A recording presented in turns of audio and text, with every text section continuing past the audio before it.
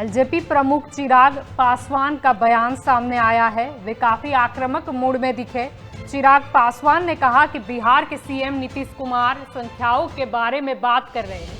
उन्हें ये आंकड़े उस परिवार को दिखाना चाहिए जिन्होंने अपने प्रियजनों को खो दिया है। क्या ये आंकड़े उनके आंसू पोंछेंगे? साथ ही चिराग पासवान ने सवाल भी किया कि क्या नीतीश कुमार को पता है कि कितने मामले हैं बिहार में पंजीकृत नहीं है। इसे जंगल राज और गुंडा राज नहीं कहेंगे तो क्या कहेंगे? बिहार में सजा दर क्या है? चिराग पासवान का आइए सुनते हैं ये बयान और ये सवाल। भाई लोग कह रहे हैं, बिहारी कह रहे हैं, पर हमारे प्रदेश के गृह मंत्री जो हमारे प्रदेश के मुख्यमंत्री भी हैं, उनको ये दिखाई नहीं देता ना। वो अपनी आंखों पे ना जाने कौन सी ऐसी पट्टी बांध कर चल रहे हैं। अभी 2 दिन पहले भी जिस तरीके से उनका बयान आया था और वो आंकड़ों की बात कर रहे थे, भाई आंकड़े दिखाइए जाके मुख्यमंत्री जी इन परिवार के लोगों को जिन्होंने अपनों को खोया है। आज जिस तरीके से 2 हत्याएं, सुबह लोगों की आंख खुलने से पहले ऐसा राज्य बन गया है बिहार जहां बिहारियों की हत्याएं हो जाती हैं। जाकर मुख्यमंत्री बताएं उन लोगों को कि अरे आंकड़े तो ये कहते हैं, क्या ये आंकड़े उनके आंसुओं को पोंछ पाएंगे? जो महिलाएं विधवा हुई हैं या जिनकी गोद सूनी हुई है या जिन्होंने अपने माता पिता को खोया है, क्या उनको मुख्यमंत्री जी के ये आंकड़े तसल्ली दे पाएंगे?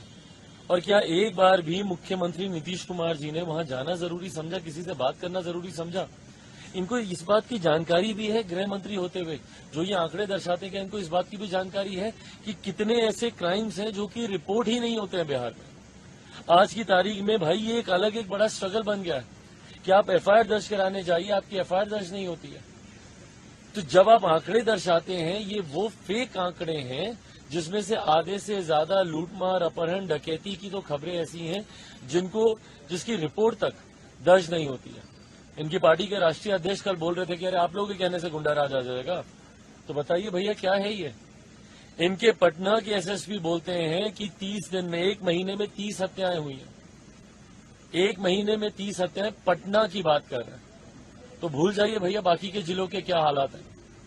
और क्या ये जो तस्वीरें सामने आ रही हैं, क्या ये भी गलत है मुख्यमंत्री नीतीश कुमार जी? अगर आप जंगल राज नहीं बोलेगा, इसको अगर आप गुंडा राज नहीं बोलेगा तो और किसको बोलेगा? और आज की तारीख में सबसे बड़ी चिंता की बात यह है कि जब मुख्यमंत्री को प्रदेश में रहकर इन चीजों को नियंत्रित करने की जरूरत है, जब अपराध को नियंत्रित करने की जरूरत है, तो मुख्यमंत्री जी का ध्यान लगा हुआ है पूरी तरीके से मुंबई में कि भाई मुंबई हम जाएंगे, पैकिंग में ही लगे होंगे आजकल में। उनको जाना है भैया, परसों तरसों कितनी 3-4-5 दिन में तो अभी है ही ना वहां पे बैठक, तो उनको जाना है वहां पे। उनकी चिंता और बड़ी है कि हमको संयोजक बनाया जाएगा कि नहीं, हमको नेता बनाया जाएगा कि नहीं। उनको फर्क नहीं पड़ रहा कि बिहार में हत्याओं की एक श्रृंखला शुरू कर दी है और ये सब टारगेट किलिंग हो रही है। वहां पे चुन चुन कर बिहारियों को मौत के घाट उतारा जा रहा है, भले वो पत्रकार वर्ग से आते हो, भले वो प्रशासन के अधिकारी हो। चुन चुनकर ऐसे लोगों की हत्या की जा रही है जो कहीं ना कहीं समाज में एक योगदान देने का काम कर रहे हैं। और जो आम बिहारी मारे जा रहे हैं उनकी तो गिनती में ही नहीं है। वो रेस्टोरेंट में भी फायरिंग करते हैं, बिल्कुल खुलेआम। आप बताइए ना भाई, ये मनोबल नहीं है तो और क्या है? अपराधियों का मनोबल इतना बढ़ा हुआ है कि खुलेआम आज की तारीख में वहां पे हत्याएं हो रही है। उसका कारण ये है ना, कितने अपराधियों को सजा मिली बताएं? हाल फिलहाल में जितनी हत्याएं हुई हैं, कितने अपराधियों को पकड़ा गया या कितने अपराधियों पे कार्रवाई हुई? देश के आंकड़े, मुख्यमंत्री जी को आंकड़े गिनाने का शौक है ना, बताएं कन्विक्शन रेट कितना है? देश भर में आप चले जाइए, बल्कि डाउन साउथ में आप जाइएगा 90-95% तक कन्विक्शन रेट है। और वहीं हमारे प्रदेश बिहार में कन्विक्शन रेट देखिएगा तो महज 5 से 7% है। मतलब अगर 100 अपराध होंगे तो मुश्किल से 5 से 7 लोगों को उसमें सजा मिलेगी और उसके बाद भी संभवतः जानकारी के अभाव में या तथ्यों के अभाव में उन लोगों को भी छोड़ दिया जाएगा।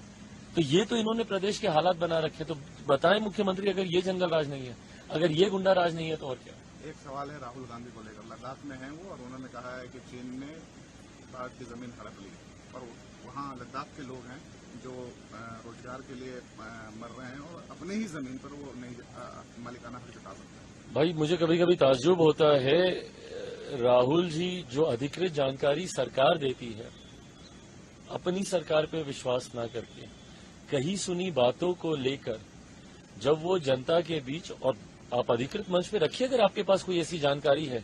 इसी तरीके से जब वो भारत जोड़ो यात्रा पर निकले थे तो कश्मीर पहुंचते पहुंचते वहां की महिलाओं के बारे में उन्होंने कई ऐसी बातें कही थी जिसके उन्होंने तथ्य सामने नहीं रखे थे।